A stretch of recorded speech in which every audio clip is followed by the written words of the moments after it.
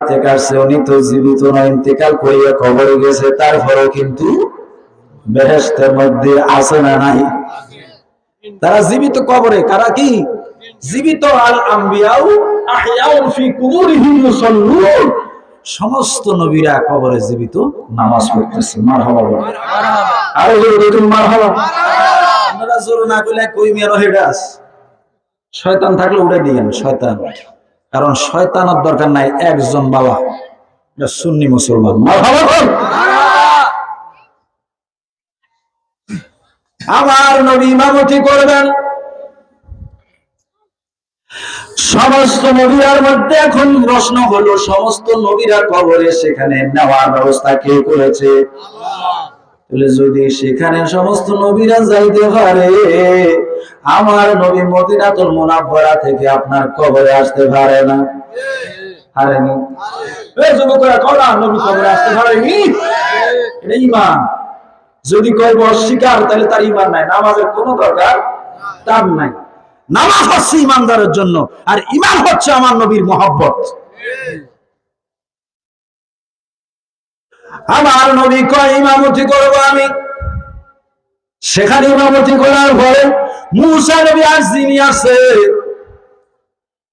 ইয়া রাসূলুল্লাহ আপনি তো আল্লাহর বাড়িতে যান, কয় কি খবর? মারহাবা কোন? আমার একটা কথা ছিল। কয় কি কথা? কয় তুর পাহাড়ে কথা বলতে পারি নাই, আপনি যাইলে আপনি কথা বলবেন। আমার একটা কথা ছিল। কয় সব কথা তোমাদের শুনবো।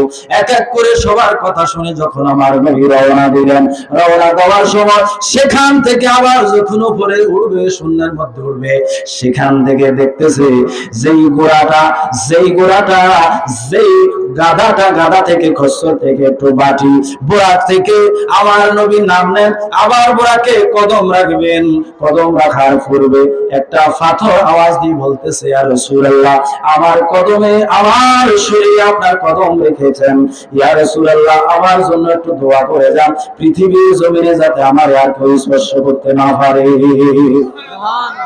আমার নবী ডাইনে তাকায়, বামে তাকায়, পিছনে তাকায়, সামনে তাকায়, মানুষের মতো কথা বলে, কিন্তু কেউ নাই। আমার নবী কয় কি কথা বলেছো? আবার কথা বলো। যখন আবার কথা বললো, ইয়া রাসূলুল্লাহ আমি পাথর আপনার সাথে কথা বলছি। আমার নবী কয় কি জন্য? ইয়া রাসূলুল্লাহ আজ পর্যন্ত কোন পৃথিবীর কোন মানুষ, কোন বস্তু আমার শরীরে কদম রাখা তো দূরের কথা, হাত রাখে নাই, স্পর্শ করে নাই। আপনি নবীর কদম মোবারক আমার পাথরের উপরে রাখার কারণে আমার জীবন ধন্য হয়ে গেল। আমি আপনার কাছে একটু দোয়া চাই, নবী গো, নবী গো, নবী গো।